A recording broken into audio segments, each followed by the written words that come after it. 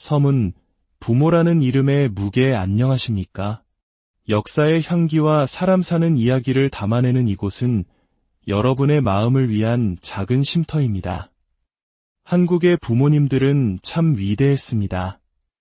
60년대와 70년대 폐허 속에서 한강의 기적을 일궈낸 그분들은 허리띠를 졸라매고 오직 자식의 성공만을 바라보며 한평생을 바치셨습니다. 나는 굶어도 내 자식은 배불리 먹여야 한다는 마음, 나는 못 배워도 내 자식은 대학까지 가르쳐야 한다는 희생. 그것은 세상 그 어떤 사랑보다도 숭고하고 거룩한 것이었습니다. 하지만 시간이 흘러 모든 것이 풍요로워진 오늘, 우리는 때때로 그 숭고한 희생의 의미를 잊고 사는 것은 아닐까요? 부모의 끝없는 사랑과 헌신을 당연한 권리처럼 여기는 이 시대에 가슴 아픈 상처를 안고 살아가는 우리 부모님들의 이야기에 귀 기울여보고자 합니다. 오늘 들려드릴 이야기가 여러분의 마음에 깊은 울림을 준다면 잠시 시간을 내어 저희 채널을 구독하고 좋아요를 눌러주십시오. 여러분의 따뜻한 응원 하나하나가 저희에게는 더 좋은 이야기를 만드는 큰 힘이 됩니다. 또한 이 이야기가 필요한 누군가에게 닿을 수 있도록 공유해 주신다면 그 또한 세상에 온기를 더하는 귀한 나눔이 될 것입니다. 그럼 한 어머니의 피 맺힌 절규와 눈물의 기록, 그 첫 번째 사연을 시작하겠습니다. 첫 번째 이야기, 내 아들의 배신, 그리고 나의 마지막 전쟁. 제 이름은 박순자. 이제 70하고도 4살을 더 먹은 할머니입니다. 젊어서는 읍내에서도 제법 손맛 좋다고 소문났던 칼국수 가게를 했어요. 새벽같이 일어나 육수 내고 반죽되는 고된 일이었지만 그거라도 안 하면 일찍 세상 등진 남편 대신 홀로 아들놈 하나 건사할 길이 막막했으니까요. 눈에 넣어도 안 아플 내 자식, 민수 하나만 바라보고 정말이지 악착같이 살았습니다. 이제는 그 힘들었던 가게도 접고 물 맑고 공기 좋은 작은 시골 마을에 들어와 산지 10년이 넘었네요. 마당에는 철마다 고운 꽃이 피고 손바닥만 한 텃바되는 상추며 고추며 싱싱한 것들이 자라줍니다. 통장에는 칼국수 가게 하며 허리띠 졸라매 모은 3천만 원이 전부인데 시골 살림에 돈 들어갈 일이 크게 있나요? 아껴 쓰고 검소하게 살면 이만하면 노후 자금으로 부족하지 않다고 오히려 넘친다고 생각하며 평화롭게 지냈어요. 자식한테 손 벌릴 일 없이 내 앞가림하고 살 수 있다는 게 얼마나 큰 다행인지 모릅니다. 아침 일찍 일어나 마당 한번 쓸고 텃밭에 물 주고 나면 동네 할머니들이랑 경로당에 모여서 시시콜콜 세상 돌아가는 이야기도 하고 그림 맞추기나 화투로 소일하는 게 제 소소한 낙이었죠. 아들 민수는 명절이나 제 생일에도 전화 한 통 없는 날이 허다했지만 바쁘려니 먹고 살기 힘들려니 하며 애써 서운한 마음을 눌렀습니다. 그래도 가끔 손주 녀석 사진이라도 보내주면 그걸로 또 한동안은 마음이 푸근해지곤 했어요. 그렇게 잔잔하고 평화로운 나날들이 영원할 것처럼 당연하게 흘러가고 있었습니다. 그러던 어느 날 오후였어요. 마루에 앉아 꾸벅 졸다가 요란하게 울리는 전화벨 소리에 화들짝 놀랐겠습니다. 받아보니 아들 민수였어요. 어머니, 나 민수 평소에는 제 안부 한번 살갑게 묻는 법이 없는 녀석인데 웬일인지 목소리가 잔뜩 날이 서 있고 다급했습니다. 제 심장이 덜컥 내려앉는 것 같았죠. 오냐, 민수야. 시장하다. 어쩐 일로 전화를 다 했냐? 제 말은 들리지도 않는다는 듯이 녀석은 제 할 말만 쏘아붙이더군요. 아, 됐고. 지금 나 바쁘니까 용건만 간단히 할게요. 돈 좀 필요해서요. 정말이지 어이가 없어서 말이 안 나올 지경이었습니다. 다 큰 자식이 그것도 사업한다며 큰 소리 뻥뻥 치던 놈이 애미한테 전화해서는 다짜고짜 돈 내놓으라는 투라니요. 무슨 돈? 또 사업에 뭐 문제라도 생겼냐? 너 지난번에도 어렵다고 해서 내가 얼마나 걱정했는지 알기나 해. 제 걱정스러운 물음에 민수는 한숨을 푹 내쉬며 귀찮다는 듯이 대꾸했습니다. 아, 어머니는 맨날 똑같은 소리. 걱정은 무슨 걱정이에요? 이번 거는 진짜 대박 사업이라니까요. 이것만 성공하면 저도 이제 큰 소리 치면서 살 수 있다고요. 그 목소리에는 일말의 미안함이나 조심스러움 따위는 찾아볼 수 없었습니다. 오로지 자신의 성공에 대한 맹목적인 확신과 그것을 위해 제가 당연히 도와야 한다는 뻔뻔함만이 가득했죠. 잠시 아무 말도 못하고 있자 전화기 너머에서 잔뜩 짜증이 섞인 민수의 목소리가 다시 들려왔습니다. 그래서 돈 되냐고요? 안 되냐고요? 지금 시간 없는데 정말이지 기가 막히고 코가 막힐 노릇이었어요. 얼마나 필요한데 그러냐? 제가 마지못해 묻자 녀석은 조금의 망설임도 없이 대답했습니다. 3천. 딱 3천만 원이면 돼요. 어머니, 그 정도는 있으시잖아요. 어차피 지금 시골에서 그거 다 쓰지도 않으실 텐데 그 말이 제 가슴을 칼로 후벼 판 것 같았습니다. 제가 평생을 모은 돈, 제 노후의 유일한 버팀목이자 제 목숨과도 같은 돈이라는 것을 뻔히 알면서도 그깟 돈 취급하는 아들의 태도에 온몸에 피가 거꾸로 솟는 듯했어요. 민수야, 그 돈이 어떤 돈인지 너도 잘 알지 않냐. 내가 평생 국수 팔아 모은 내 전 재산이다. 그거 없으면 나는 이제 제 말이 채 끝나기도 전에 민수가 말을 잘랐습니다. 아, 알았어요. 알았어. 그렇게 구구절절 설명 안 해도 다 안다니까요. 그래서 못 해주시겠다. 아들 사업 망하라고 그냥 보고만 계시겠다. 이거예요. 협박이나 다름없는 말투였습니다. 그때 전화기 너머로 며느리의 목소리가 끼어들었어요. 어머님, 민수씨 이번 사업 정말 잘 될 거예요. 저희도 이거 하나만 보고 지금 얼마나 고생하는데요. 어머님이 조금만 도와주시면 저희도 이제 발 뻗고 살 수 있어요. 아들 앞길 막으시는 건 아니죠. 며느리라는 아이 역시 조금도 미안한 기색 없이 오히려 저를 책망하는 듯한 말투였습니다. 마치 제가 돈을 안 내놓으면 아들 인생을 망치는 매정한 시험이라도 되는 것처럼요. 제 평생 모은 3천만 원. 그 돈이 사라지면 제 노후는 어찌 될지 눈앞이 캄캄했습니다. 하지만 매몰차게 안 된다고 딱 잘라 말할 용기가 차마 나지 않았어요. 하나뿐인 아들이고 어쩌면 이번이 정말 마지막 기회일지도 모른다는 생각에 마음이 약해졌습니다. 만약 이번 일마저 잘못되면 민수가 나쁜 마음이라도 먹을까 봐 두렵기도 했고요. 정말 금방 갚을 수 있는 거냐? 이번에도 또 흐지부지 되면 나는 정말 길바닥에 나앉아야 한다.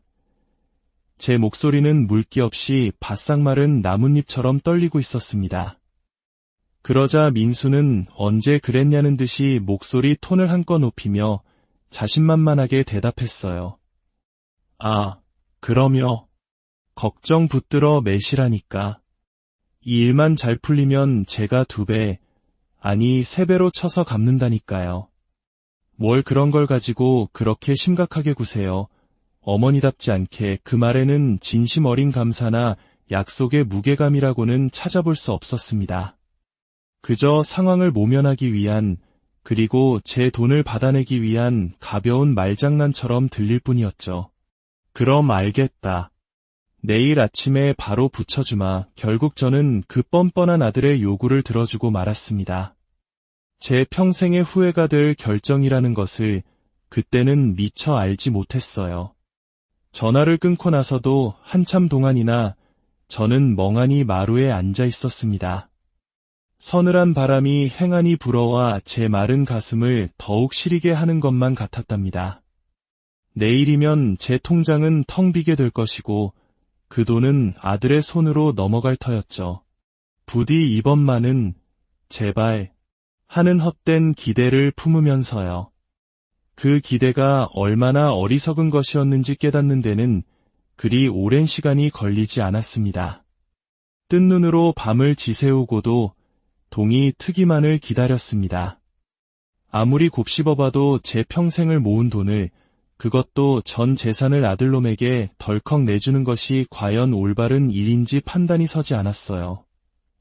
하지만 이미 그러겠노라고 약속의 말을 뱉어버린 후였고, 자식의 다급한 목소리가 귓가에 맴돌아 다른 생각을 할 수가 없었습니다.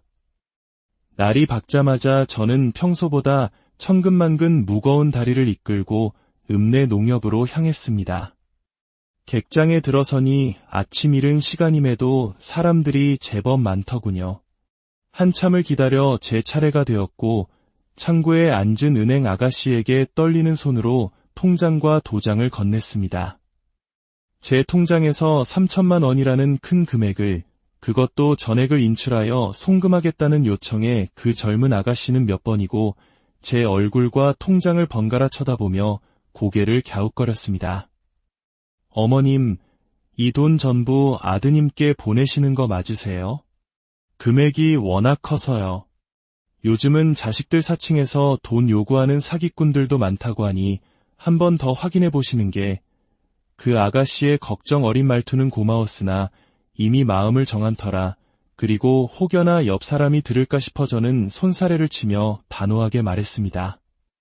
아니에요. 그런 거. 우리 아들 사업하는데 급하게 필요하다고 해서 보내는 돈이니 염려 말고 어서 처리나 좀 해주세요. 제 확고한 태도에 창구 아가씨는 더 이상 아무런 말도 덧붙이지 못하고 마지못해 키보드를 두드리기 시작했습니다. 제 눈앞에 작은 화면에 찍힌 숫자들, 제 평생의 피와 땀이 담긴 3천만 원은 그렇게 순식간에 사라지고 아들놈의 계좌로 흔적도 없이 빨려 들어갔습니다. 통장에서 돈이 빠져나갔다는 거래 완료 메시지를 보는 순간 심장이 쿵하고 바닥으로 떨어지는 듯한 아찔한 현기증과 함께 깊은 한숨이 터져나왔지만 애써 태연한 척창구를 물러섰습니다. 농협문을 나서는데 다리에 힘이 풀려 휘청거릴 뻔했지만 정신을 바짝 차리고 집으로 돌아왔어요. 민수에게 전화한 이 녀석은 전화를 받자마자 건조한 목소리로 아, 돈 들어온 거 방금 확인했어요. 그럼 됐죠? 저 지금 정신없으니까 이만 끊습니다. 하더니 제 대답은 들을 겨를도 없이 매정하게 전화를 끊어버리더군요. 고맙다는 인사치레 한마디, 어미의 노후 자금을 몽땅 가져가는 것에 대한 미안한 기색조차 찾아볼 수 없는 그 싸늘함에 가슴 한구석이 얼어붙는 것 같았습니다. 그래도 아들이 잘되기만 한다면 사업에 성공해서 2배, 3배로 갚겠다는 그 말만 지켜준다면 괜찮을 거라고, 이 정도 섭섭함쯤은 참아낼 수 있을 거라고 스스로를 억지로 위로하며 불안한 마음을 다독였습니다. 그 위로가 얼마나 부질없는 것이었는지 뼈저리게 깨닫게 되는 데는 그리 오랜 시간이 필요치 않았습니다. 돈을 붙여주고 1달, 2달, 석 달이라는 시간이 속절없이 흘러갔지만 아들 내외에게서는 여전히 그 어떤 연락도 오지 않았습니다. 제 인내심은 이미 바닥을 드러낸 지 오래였고 불안감은 공포감으로 변해가고 있었죠. 더 이상 이렇게 앉아서 속수무책으로 기다리고만 있을 수는 없다는 절박한 심정에 저는 결국 큰 결심을 하고 말았습니다. 민수가 살고 있는 그 도시로 직접 찾아가서 모든 것을 제 눈으로 확인해야겠다고요. 새벽 첫 차에 몸을 싣고 버스를 2번이나 갈아타는 제 나이에는 꽤나 고되고 힘든 여정이었습니다. 낯선 도시에 내려서도 한참을 헤맨 끝에야 겨우 민수놈이 살던 아파트 단지를 찾아낼 수 있었어요. 온갖 상념이 교차하는 복잡한 심경으로 아파트 현관문을 지나 녀석의 집 초인종을 눌렀습니다. 한참을 누르고 기다려도 안에서는 아무런 인기척이 없었어요. 혹시나 싶어 귀를 대어 보았지만 묵직한 침묵만이 흘렀습니다. 그때 옆집에서 인기척이 들리더니 문이 빼꼼 열리고 젊은 여자가 경계심 가득한 눈빛으로 저를 쏘아보았습니다. 누구세요? 아침부터 남의 집 문 앞에서 뭘 그렇게 두드리고 계세요. 그 여자의 까칠한 말투에 저는 당황했지만 애써 침착하게 물었습니다. 혹시 이 집에 사는 김민수 씨라고 아시는지요? 제가 그 사람 어미 되는 사람인데 아무리 연락을 해도 닿지가 않아서요. 제 말을 들은 그 젊은 여자는 어처구니가 없다는 듯 콧방귀를 끼며 퉁명스럽게 대꾸했습니다. 김민수요? 그런 사람 여기 안 살아요. 그 사람들 이사 간 지 벌써 2달도 훨씬 넘었거든요. 그것도 밤에 몰래 짐 싸서 도망치듯이 나갔어요. 월세도 몇 달치나 밀렸다고 집주인 할아버지가 길길이 날뛰던데. 하여튼 요즘 사람들 정말 양심도 없어요. 그 여자의 말 한마디 한마디가 차가운 비수가 되어 제 가슴을 헤집는 듯해 숨이 막힐 정도였습니다. 야반도 주라니, 월세도 못 내고 짐도 다 버려둔 채 도망을 쳤다니. 그 순간 제 머릿속이 하얗게 비어버리는 듯했고 온 세상이 발밑으로 꺼져내리는 듯한 극심한 절망감이 제 온몸을 강타했습니다. 다리에 힘이 풀려 그 자리에 맥없이 주저앉을 뻔했지만 저는 이를 악물고 마지막 남은 힘을 다해 겨우 버텨냈습니다. 제 평생을 바쳐 피땀 흘려 모은 돈, 제 노후를 기댈 유일한 희망이었던 그 3천만 원을 제가 목숨처럼 아끼고 사랑했던 아들놈이 그렇게 하루아침에 물거품처럼 사라지게 만들었다는 이 참혹하고도 냉정한 현실을 이제는 받아들여야만 했습니다.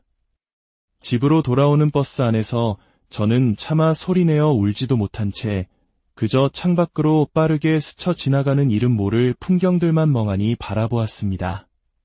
제 눈에서는 뜨거운 눈물이 쉴 새 없이 흘러내렸지만 그 누구도 제 슬픔을 알아주지 않았고 그저 제 시간만이 그 끔찍했던 순간에 영원히 멈춰버린 듯했습니다. 아들놈에게 전 재산을 속절없이 떼이고 나니 당장 하루하루를 연명하는 것조차 끔찍한 고역이었습니다. 끼니를 거르는 날이 부지기수였고 어쩌다 운 좋게 얻은 멀건 된장국에 찬밥 한 덩이를 말아 간신히 허기를 채우는 날에는 그 처량함에 저도 모르게 눈시울이 붉어졌습니다. 제가 어떻게 키운 아들인데 어찌 어미에게 이런 참혹한 배신을 안겨줄 수 있는지. 밤마다 잠자리에 누우면 분노와 원망으로 이가 갈리고 피가 거꾸로 솟구치는 듯한 격정을 느껴야 했어요. 세상에 저 혼자만 덩그러니 남겨진 듯한 깊은 고독감과 절망감이 제 영혼을 갉아먹고 있었죠. 처음 얼마 동안은 너무나도 창피하고 면목이 없어 동네 사람들에게 차마 아들놈에게 사기를 당했다는 사실을 입 밖에 꺼내지 못했습니다. 하지만 손바닥으로 하늘을 어찌 가릴 수 있겠습니까? 얼마 지나지 않아 제가 아들놈에게 전 재산을 떼이고 알거지가 되었다는 흉흉한 소문이 온 동네 구석구석까지 파다하게 퍼져나갔어요. 어떤 이는 제 등 뒤에서 보란듯이 혀를 차며 수군거렸고 또 어떤 이는 제 면전에서 자식 농사 잘못 지은 죄라며 어리석은 늙은이 취급하며 훈계를 늘어놓았습니다. 그들의 잔인한 말 한마디 한마디가 날카로운 가시가 되어 제 피폐해진 가슴을 사정없이 후벼 팠지만 저는 그저 아무런 대꾸도 하지 못한 채 고개만 푹 숙인 죄인처럼 그 모든 수모를 견뎌내야만 했습니다. 그렇게 저는 서서히 그리고 철저하게 제가 평생을 살아온 그 작은 마을에서조차 투명 인간처럼 외톨이가 되어가고 있었습니다. 밤이면 밤마다 뜬 눈으로 지새우는 날들이 계속되었습니다. 어둠 속에 홀로 누워 눈을 감으면 제 전 재산을 가지고 야반도주한 민수의 그 뻔뻔하고 냉정한 얼굴과 제게 온갖 악담을 퍼부어대던 며느리의 그 안칼지고 도끼 어린 목소리가 번갈아 제 망막과 고막을 어지럽혔고 그때마다 저는 참을 수 없는 분노와 배신감 그리고 뼈저린 후회와 자책감의 몸서리를 쳐야만 했죠. 차라리 이 지긋지긋한 고통과 절망의 사슬을 끊고 이대로 눈을 감아 다시는 깨어나지 않았으면 좋겠다는 위험하고도 극단적인 생각마저 제 머릿속을 수시로 넘나들었습니다.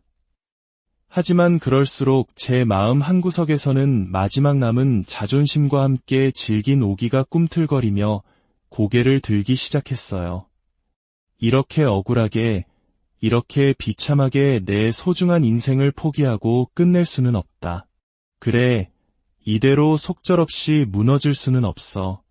어떻게 해서든 다시 일어서서 내 피와 땀이 서린 돈을 반드시 되찾고 그 인간 같지도 않은 배은망덕한 아들놈과 악독한 며느리에게 내가 지금껏 겪었던 이 처절한 고통과 절망을 몇 배, 몇십 배로 되돌려 주고야 말리라. 그 처절한 복수심만이 꺼져가던 제 삶의 마지막 의지를 간신히 붙들었습니다. 더 이상 눈물만 흘리며 신세 한탄이나 하는 약하고 어리석은 늙은이가 아니었습니다. 제 영혼 깊은 곳에 오랫동안 잠자고 있던 차갑고도 날카로운 칼날이 서서히 그리고 분명하게 고개를 들기 시작한 것이었습니다. 절망과 분노로 얼룩진 하루하루를 간신히 연명하며 버텨내던 어느 스산한 늦가을 날이었습니다. 읍내 거리를 정처 없이 헤매던 중 우연히 길가 전봇대에 삐뚤게 붙어있는 작고 낡은 안내문 하나가 제 흐릿한 시야에 들어왔습니다.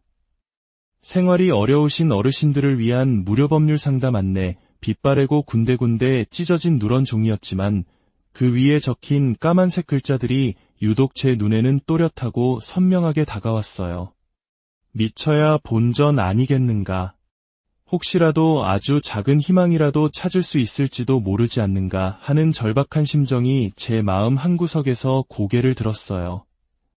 저는 떨리고 망설이는 손으로 안내문에 희미하게 적혀있는 전화번호를 조심스럽게 눌렀습니다. 며칠 뒤 약속된 시간에 저는 읍내에서도 가장 후미진 골목 안쪽에 자리한 허름한 2층짜리 상가 건물을 찾아갔습니다.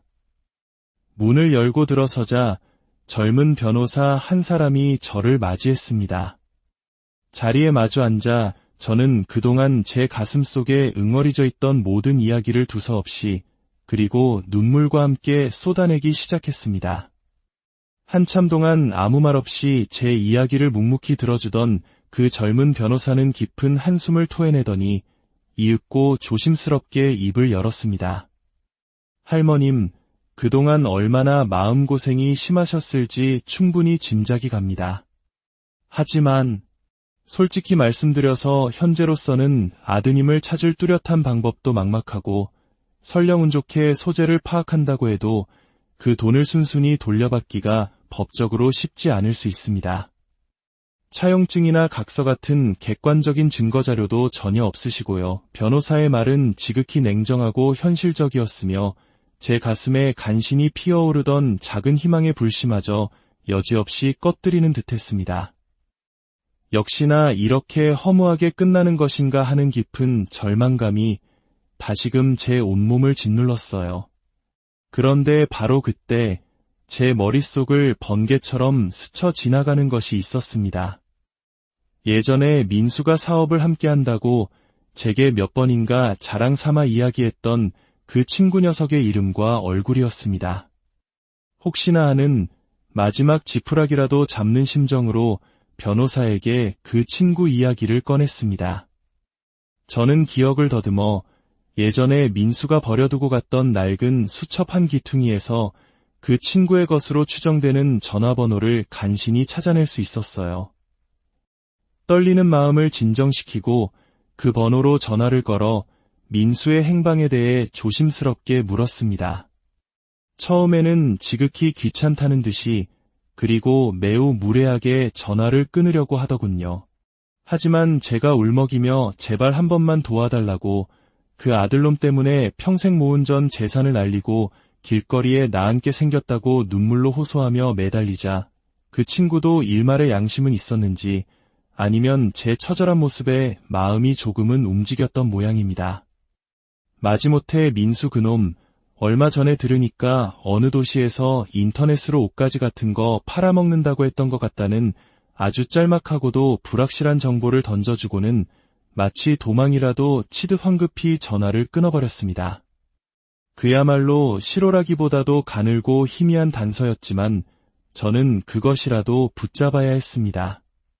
그 정보를 가지고 다시 변호사를 찾아갔더니 변호사는 제 끈질김과 절박함에 조금은 놀란 듯한 표정을 지으면서도 이내 진지하고도 신중한 태도로 제 이야기를 다시 한번 경청해 주었습니다.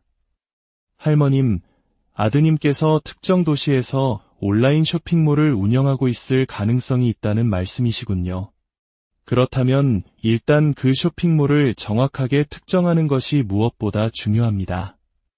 쇼핑몰 이름이나 사업자 등록번호, 사무실 주소나 연락처, 그리고 거래하는 은행 같은 구체적인 정보를 최대한 많이 알아내야만 법적으로 아드님을 압박하고 빌려준 돈을 회수할 수 있는 실질적인 방법이 생길 수 있습니다. 그날부터 저의 처절하고도 끈질긴 추적이 시작되었습니다. 컴퓨터라고는 평생 만져본 적도 없는 제가 변호사의 도움을 받아 인터넷 사용법을 하나하나 배우기 시작했습니다.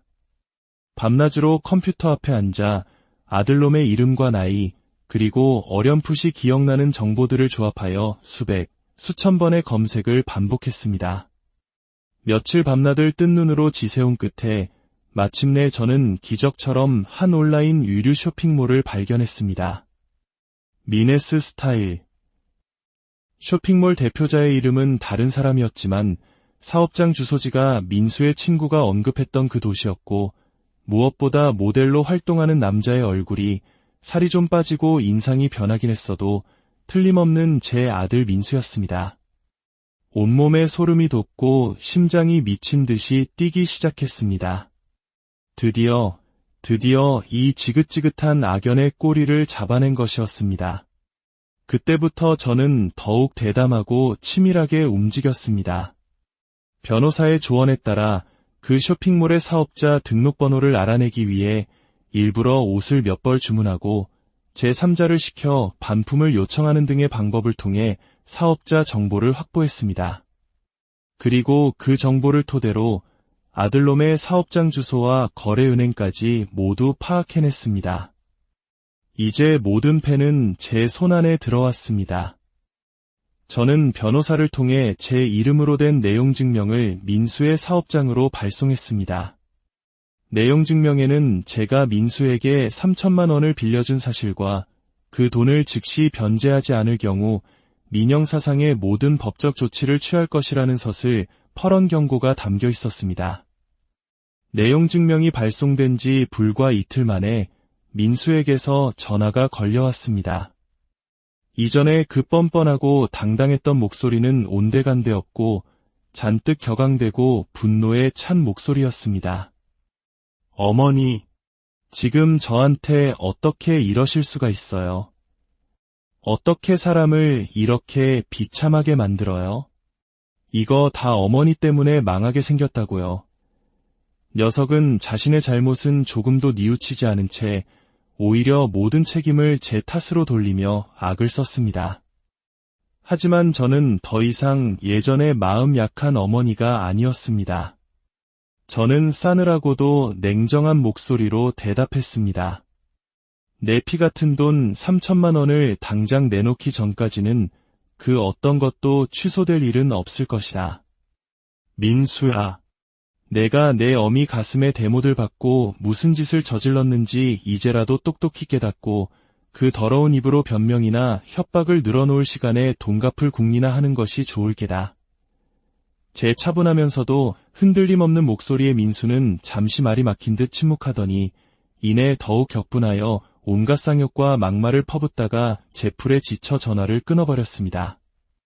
전화기를 내려놓는 제 손은 분노로 가늘게 떨리고 있었지만 이상하게도 마음 한구석은 오히려 후련해지는 것을 느꼈습니다. 이제 정말 돌아갈 다리는 불타버렸고 앞으로 나아갈 길만이 남았다는 것을 확인했기 때문이겠죠.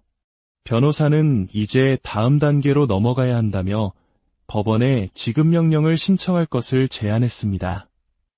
지급명령은 채무자가 이의를 제기하지 않으면 확정 판결과 동일한 법적 효력을 가지게 되어 바로 강제 집행 절차에 들어갈 수 있다는 장점이 있다고 설명해 주었습니다.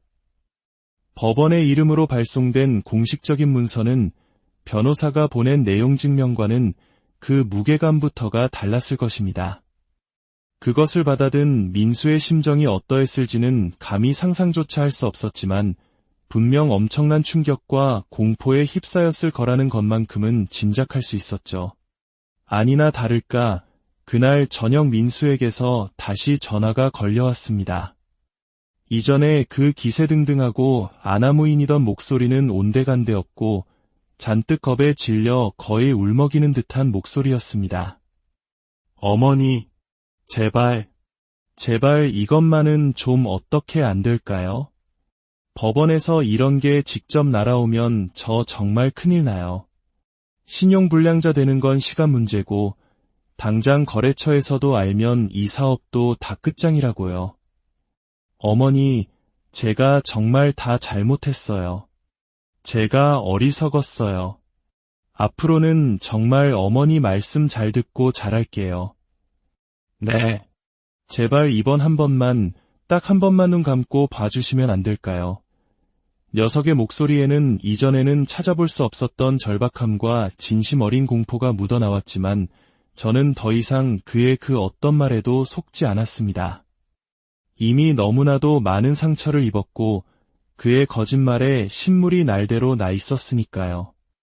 내 놈이 진심으로 지난날의 잘못을 뉘우치고 있다면 그렇게 말로만 용서를 구할 것이 아니라 당장 내 앞에 와서 무릎이라도 꿇고 사죄를 하든가 아니면 내 돈을 언제까지 어떤 방식으로 갚을 것인지 구체적인 계획이라도 가지고 와서 진심을 보여야 할 것이다. 그렇지 않다면 나 역시 더 이상 너를 내 아들이라고 생각하지 않고 법이 정한 절차대로 모든 것을 진행시킬 뿐이다. 제 단호한 대답에 민수는 한동안 아무 말도 하지 못하더니 깊은 절망감이 담긴 한숨과 함께 전화를 끊었습니다. 그 최후 통첩과도 같은 경고장이 발송되고 지급 명령 이의 신청 마감일을 불과 하루 앞둔 늦은 저녁이었습니다. 갑자기 저희 집 대문이 다급하게 덜컹거리는 소리가 들렸고 문을 열어보니 그곳에는 잔뜩 수척해지고 헝클어진 모습의 며느리 혜진이가 금방이라도 울음을 터뜨릴 듯한 얼굴로 서 있었습니다. 어머님, 제발 저희 민수씨 한 번만 살려주세요. 저희 정말 이대로 가다가는 길바닥에 나앉아 굶어 죽게 생겼어요. 어린애들은 또 어떡하고요. 어머님 손주들이잖아요. 혜진이는 제 바짓가랑이라도 붙잡을 듯 애처롭게 매달리며 눈물로 호소했습니다. 그 처절한 모습에 잠시 마음이 흔들리는 것을 느꼈지만 저는 애써 눈을 감고 지난날 그들이 제게 안겨주었던 깊은 상처와 배신감을 떠올렸습니다. 이것은 분명 그들의 마지막 발악이자 제 동정심에 호소하려는 값싼 연극일 뿐이었습니다. 저는 싸늘하게 식은 눈으로 혜진이를 내려다보며 차갑고도 단호한 목소리로 말했습니다. 내가 진정으로 내 손주들을 걱정하는 마음이 눈꽃만큼이라도 있었다면 애초에 내 서방놈이 내 시어미의 전 재산을 들고 야반도주하는 그 순간의 목숨을 걸고서라도 막았어야 할 것이다. 이제 와서 힘없는 아이들을 방패 삼아 내 앞에서 그 역겨운 동정심을 구걸하지 마라. 당장 내 서방 민수 그놈을 데리고 와서 내 앞에 직접 무릎을 꿇고 진심으로 사죄하고 내 돈을 당장 어떻게 변제할 것인지 구체적인 계획을 가져오기 전까지는 그 어떤 것도 변하지 않을 것이다. 며느리가 그렇게 초라하게 돌아간 후 이윽고 민수가 지급 명령에 대해 이의를 제기할 수 있는 마지막 기한이 속절없이 지나갔습니다. 녀석은 결국 아무런 이의도 제기하지 못했고 그것으로 법원의 지급 명령은 최종적으로 확정되어 판결과 동일한 법적 효력을 지니게 되었습니다. 변호사로부터 그 소식을 전해 들었을 때 저는 마치 오랜 전쟁에서 승리한 장수처럼 깊은 안도감과 함께 형언할 수 없는 벅찬 감정에 휩싸였습니다. 변호사는 이제 확정된 지급명령을 근거로 본격적인 강제 집행, 즉 민수의 사업자 통장에 대한 압류 절차에 들어갈 수 있다고 설명했습니다. 온라인 쇼핑몰을 운영하는 사람에게 사업자 통장이 마비된다는 것은 곧 사업의 사망 선고나 다름없다는 것을 저는 잘 알고 있었습니다. 그 압류 명령이 은행에 통보되기 직전 변호사는 마지막으로 민수에게 이 사실을 알리며 자진 변제의 기회를 주었습니다. 그러자 불과 몇 시간도 지나지 않아 민수에게서 거의 실신 직전에 다급한 목소리로 전화가 걸려왔습니다. 어머니, 제발 통장만은 건드리지 말아주세요. 은행 통장 압류되면 저 사업 그냥 여기서 끝장이에요. 당장 내일부터 가게 문 닫고 길바닥에 나앉아야 한다고요. 제가 어떻게든 돈 마련해 볼게요. 정말이에요. 그러니까 아주 조금만 시간을 더 주세요. 네, 그놈의 목소리에는 이전에는 결코 찾아볼 수 없었던 진실된 공포와 처절한 절박함이 가득 담겨 있었습니다. 드디어 제가 휘두른 복수의 칼날이 그놈의 목덜미에 닿았다는 것을 직감할 수 있었죠. 저는 아무런 대답도 하지 않고 조용히 전화기를 내려놓았습니다. 이제 그 어떤 말도 필요 없었습니다. 모든 것은 법이 정한 절차대로 그리고 제가 원하는 방향대로 흘러가고 있었으니까요. 사업자 통장 압류라는 벼랑 끝에 몰린 민수는 더 이상 버틸 재간이 없었던 모양입니다. 며칠 뒤 이른 아침, 혜진이와 함께 풀이 죽을 대로 죽은 얼굴로 저희 집대문 앞에 나타났습니다. 잠시 무거운 침묵이 흐른 뒤 민수가 드디어 제 앞에 털썩 무릎을 꿇었습니다. 그리고는 거의 땅바닥에 머리를 박을 듯이 깊이 숙이며 떨리는 목소리로 입을 열었습니다. 어머니, 제가 정말 죽을 죄를 지었습니다.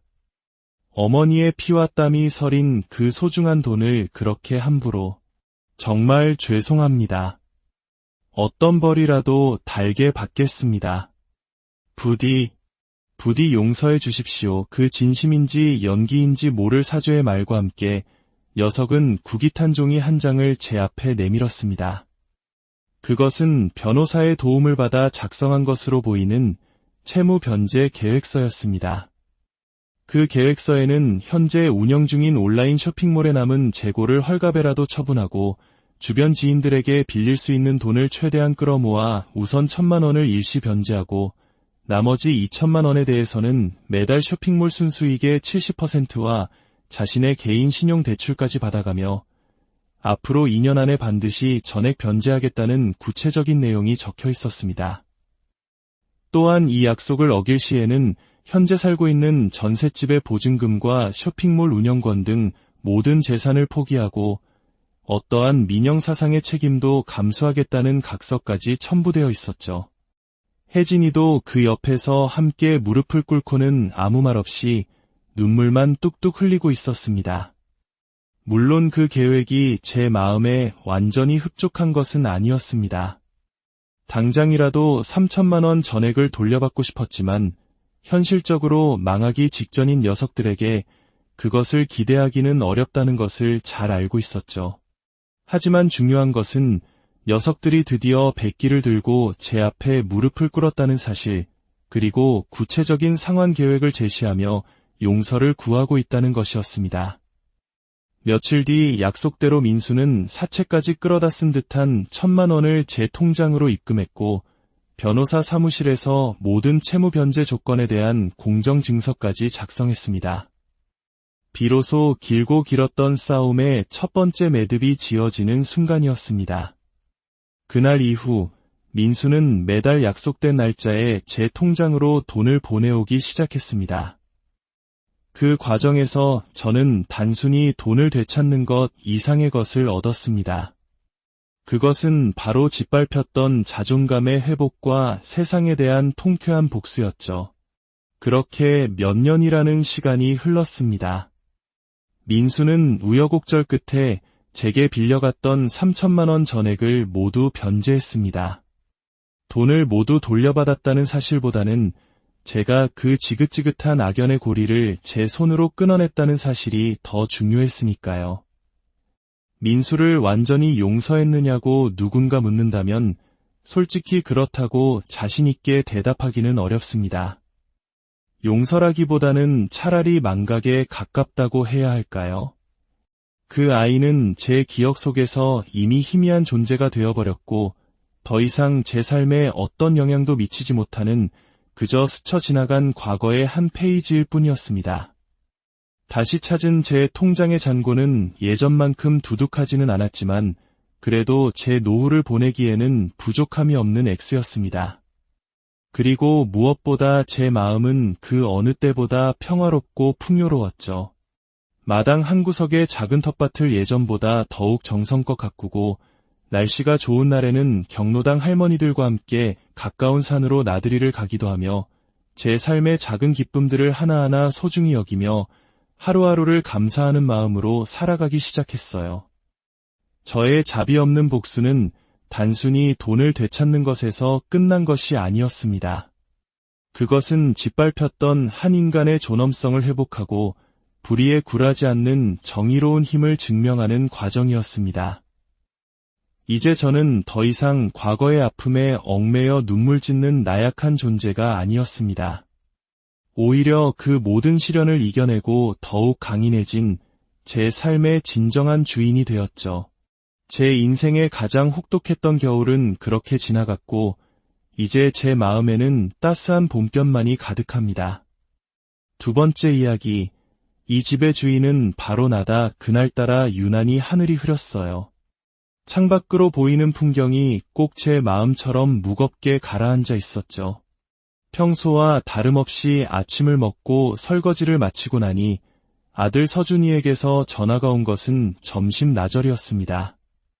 목소리에 물기가 잔뜩 어려 있어서 제가 얼마나 놀랐는지 몰라요. 어머니, 저녁에 잠깐 들를게요. 그때부터였을까요? 가슴 한구석에 불안감이 스멀스멀 피어오르기 시작한 것이. 저녁 시간이 되기도 전에 초인종 소리가 요란하게 울렸습니다.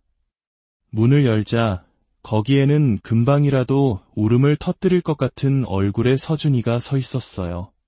잔뜩 수척해진 아들의 모습에 제 가슴은 덜컥 내려앉았습니다. 아들은 소파에 힘없이 주저앉더니 한참을 아무 말도 못하고 고개만 숙이고 있었습니다. 제가 과일을 깎아 내밀자 그제야 어렵게 입을 열더군요. 어머니, 저희 아무래도 같이 살아야 할 것 같아요. 그 한마디에 온 세상이 무너지는 듯했습니다. 하나뿐인 아들이지만 결혼해서 분가한 후로는 각자의 삶이 있었으니까요. 사업을 한다고 몇 년 전부터 부산하게 움직이더니 결국 이렇게 된 모양입니다. 사업이 완전히 망했어요. 집도 넘어가게 생겼고요. 서준이는 끝내 참았던 눈물을 터뜨리며 제 무릎에 얼굴을 묻었습니다. 40이 넘은 아들이 우는 모습을 보니 참으로 마음이 아팠어요. 하지만 어쩌겠어요. 하나뿐인 아들이 길바닥에 나앉게 생겼다는데. 그래, 들어와 살아야지. 내 집이나 그게 그거지 뭘. 그렇게 불편한 동거는 예고되었습니다. 제가 괜한 걱정을 하는 것이길 그때는 정말 간절히 바랐습니다. 며칠 뒤 아들 내에는 이삿짐이라기엔 단추라고 피난 보따리라기엔 제법 규모 있는 짐들을 싣고 저희 집으로 들이닥쳤어요. 현관 앞에 산더미처럼 쌓인 짐들을 보며 한숨이 절로 나왔지만 애써 표정을 관리해야 했습니다. 그런데 문제는 며느리였습니다. 시어머니 집에 신세 지러 들어오는 사람의 태도라고는 믿을 수 없을 만큼 뻔뻔하고 당당했어요. 마치 자기가 이 집의 새로운 안주인이라도 되는 양 제게 이것저것 지시를 내리기 시작했습니다. 어머님, 이 짐은 안방에 놓아주세요. 저희 침대가 커서 작은 방에는 안 들어가요. 그리고 이 소파는 거실 저쪽에 놓는 게 좋겠네요. 어머님 쓰시던 저 촌스러운 소파는 좀 치우시고요. 기가 막혔지만 망해서 들어온 자식들 앞에서 차마 싫은 소리를 할 수가 없어 꾹 참았습니다. 하지만 그것은 시작에 불과했습니다. 며느리는 마치 제 집에 하녀라도 들인 것처럼 하루 종일 손가락 하나 까딱하지 않고 소파에 누워 TV를 보거나 친구들과 전화 통화를 하는 것이 일과의 전부였습니다. 제가 힘들게 차려놓은 밥상 앞에서는 반찬 투정을 하기가 일쑤였고 설거지나 청소는 아예 남의 일처럼 여겼습니다. 심지어는 자기가 입었던 속옷까지 세탁기에 넣어달라며 제 방 앞에 휙 던져놓는 날도 있었죠. 아들 서준이는 그런 아내의 아나무인 격인 행동을 말리기는커녕 오히려 어머니, 시영이가 요즘 힘들어서 그래요. 좀 이해해 주세요. 라며 아내 편만 들기 바빴습니다. 제 집이었지만 저는 제 집에서 마음 편히 쉴 수 없는 이방인이자 무급 가사도우미로 전락하고 말았습니다. 매일 밤 제 방 침대에 누우면 서러움과 분노에 잠을 이룰 수가 없었습니다. 내가 이러려고 평생 고생하며 이 집을 장만했나 하는 자괴감이 밀려왔죠. 그러던 어느 날 저는 몸살 기운으로 자리에서 일어나지 못했습니다. 온몸이 물먹은 솜처럼 축 늘어져 무거웠고 극심한 어지럼증에 눈을 뜨고 있는 것조차 고역이었죠. 간신히 몸을 일으켜 거실로 나가자 아침부터 소파에 나란히 앉아 텔레비전 드라마를 보며 히덕거리고 있는 며느리와 아들의 모습이 보였습니다. 아무래도 몸이 너무 안 좋구나. 병원에 좀 가봐야 할 것 같다. 거에 기어들어가는 목소리로 힘겹게 말하자 며느리가 저를 위아래로 경멸하듯 쓱 훑어보더군요. 그러고는 한다는 소리가 정말이지 제 평생 잊지 못할 그 한마디였습니다. 어머니, 또 시작이세요? 꾀병 아니에요. 저희 집에 들어오시고 나서부터 유독 자주 편찮으신 것 같아요. 저희가 뭐라도 불편하게 해드린 거라도 있는 것처럼요. 일부러 그러시는 건 아니죠. 그 말에 정말이지 온몸의 피가 거꾸로 솟구치는 것 같았습니다. 눈앞이 캄캄해지고 귀가 멍멍해지는 기분이었어요. 아픈 사람을, 그것도 시어머니를 앞에 두고 꾀병이라니요. 결국 그들의 냉담함 속에 저는 아들의 차를 마지못해 얻어 타고 병원에 갔습니다. 의사는 심한 몸살에 급성 기관지염까지 겹쳤다며 당장 입원 치료를 권했지만 저는 통원 치료를 고집했죠. 집에 돌아와 끙끙 앓으며 방에 누워있는데 며느리는 따뜻한 죽 한 그릇은커녕 물 한 잔도 가져다 주지 않았습니다. 아들은 퇴근하고 돌아와 제 방문 앞에서 형식적으로 두어 마디 묻고는 그대로 자기 방으로 쏙 들어가 버리더군요. 그날 밤 저는 텅 빈 것처럼 차가운 방에서 예롭게 혼자 끙끙 앓으며 뼈저리게 다짐하고 또 다짐했습니다. 내가 이 집에서 더 이상 이렇게게 돼지 취급을 받으며 살 수는 없다. 저 철면피 같은 인간들을 데리고 내가 과연 남은 인생을 단 하루라도 평온하게 보낼 수 있을까? 답은 이미 명확하게 정해져 있는 것 같았어요. 그래, 이 지긋지긋한 악연의 고리를 내 손으로 끊어내리라. 알아놓은 지 꼬박 사흘째 되던 날 며느리가 친구와 통화하며 깔깔거리는 소리가 들렸습니다. 어머님, 그냥 좀 누워 계셔. 별거 아니야. 늘상 있는 일인데 뭘. 맨날 아프다고 하시잖아. 신경 쓰지 말고 우리끼리 오늘 저녁에 시내 나가서 맛있는 거나 실컷 먹고 스트레스 풀자. 내가 한턱 쏠게. 그 대화 내용은 마치 날카로운 비수처럼 제 가슴에 깊숙이 박혔습니다. 저것들은 내가 당장 숨이 넘어가 죽어나가도 눈 하나 깜짝하지 않고 저희들끼리 낄낄거릴 인간들이라는 것을 다시 한번 똑똑히 깨달았어요. 그날 오후 며느리는 쇼핑을 하고 돌아와 제게 말했습니다. 맞다. 어머니, 오늘 저녁에 서준 씨 회사 사장님이랑 중요한 손님 몇 분이 저희 집에 식사하러 오시기로 했어요. 음식 준비 좀 넉넉하게 해주셔야겠어요. 제가 오늘 쇼핑하느라 너무 피곤해서요.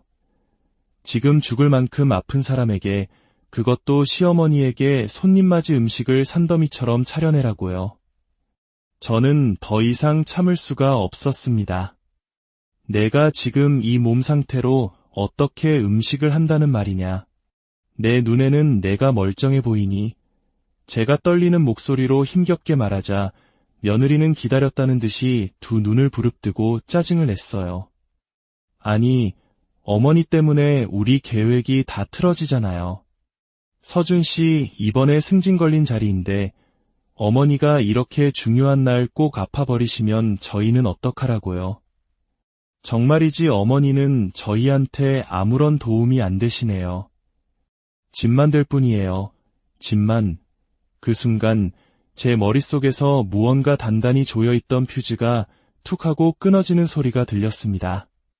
내가 저런 악담까지 들어가면서 이 집구석에 붙어 살아야 하나? 내 하나뿐인 아들의 승진이 이 어미의 목숨보다 더 중요하다는 말인가? 저는 그대로 돌아서서 제 방으로 돌아와 문을 걸어 잠갔습니다. 그리고 정말 한참을 어린아이처럼 소리내어 울었어요. 한참을 그렇게 울고 나니 이상하게도 오히려 정신이 번쩍 들면서 맑아지는 기분이었어요. 그래, 더 이상 이렇게 바보처럼 당하고만 살 수는 없다. 뭔가 특단의 결단을 내려야만 한다. 그날 밤 저는 단 한숨도 제대로 이루지 못했어요. 이대로는 단 하루도, 아니 단 한 시간도 더 저 짐승 같은 것들과 한 지붕 아래에서 같은 공기를 마시며 숨 쉴 수 없다는 생각이 제 머릿속을 완전히 지배했어요. 첫 번째, 이 지긋지긋한 기억이 서린 집을 당장 팔아치우는 것. 두 번째, 나 혼자 누구의 방해도 받지 않고 편안히 쉴 수 있는 작고 아늑한 보금자리를 구하는 것. 그리고 마지막, 저 철면피하고 왼수 같은 아들 내외를 제 인생에서, 그리고 제 기억 속에서 완전히 깨끗하게 내쫓아 버리는 것. 동이 트기 무섭게 저는 떨리는 손으로 전화기를 들었습니다. 수화기 너머로 들려오는 오랜 친구 영숙이의 목소리가 그 순간만큼은 마치 천사의 음성처럼 느껴졌습니다. 영숙이는 젊어서부터 악바리처럼 부동산 중개업을 해온 터라 이런 복잡하고 골치 아픈 일에는 아주 경험이 많고 능숙한 친구였습니다. 영숙아, 나 옥자다. 이 집을 좀 급하게 내놔야 할 것 같아서 그런다.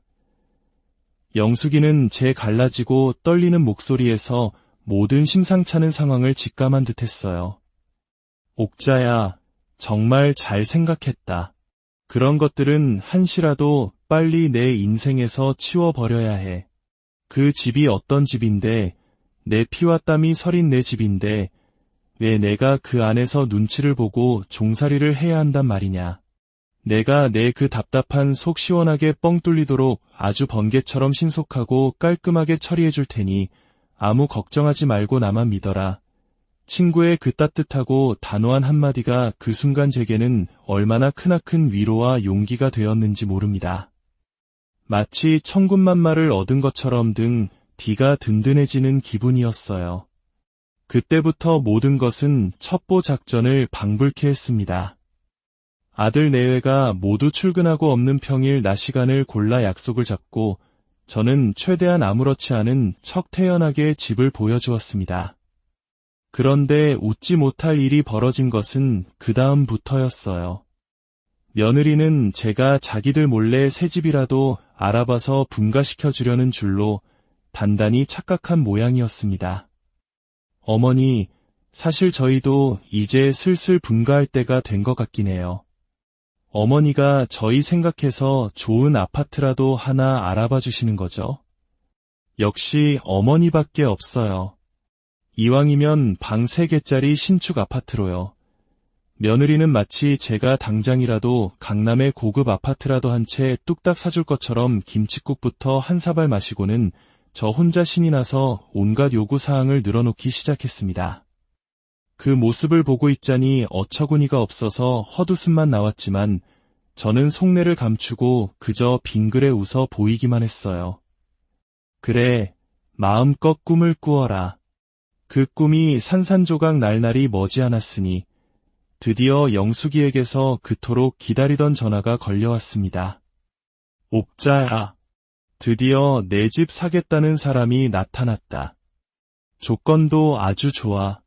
당장 계약하자고 난리다. 며칠 전 집을 보고 갔던 인상 좋은 중년 부부가 드디어 최종 결정을 내린 것이었죠. 계약 당일 저는 떨리는 손으로 도장을 찍는 순간 드디어 제 인생의 큰 짐 하나를 내려놓는 듯한 해방감이 밀려왔습니다. 계약금을 받고 난 후 저는 본격적으로 제 작은 보금자리로 가져갈 짐들을 정리하기 시작했습니다. 수십 년 동안 제 손때가 묻은 살림살이들을 하나하나 꺼내보며 어떤 것을 가져가고 어떤 것을 버릴지 신중하게 골랐습니다. 이 모든 과정은 철저히 비밀리에 진행되었어요. 잔금 날짜는 한 달 뒤로 정해졌습니다. 저는 그동안 제가 새로 살 작은 아파트를 계약하고 이사 준비를 모두 마쳤습니다. 이제 남은 것은 이 모든 사실을 그들에게 통보하는 일뿐이었습니다. 잔금일 바로 전날 저녁, 저는 외식이라도 하자며 아들 내애를 식당으로 불러냈습니다. 아무것도 모르는 며느리는 어머니, 저희 새집 계약 축하 파티인가요? 하며 신이 나서 따라 나섰죠.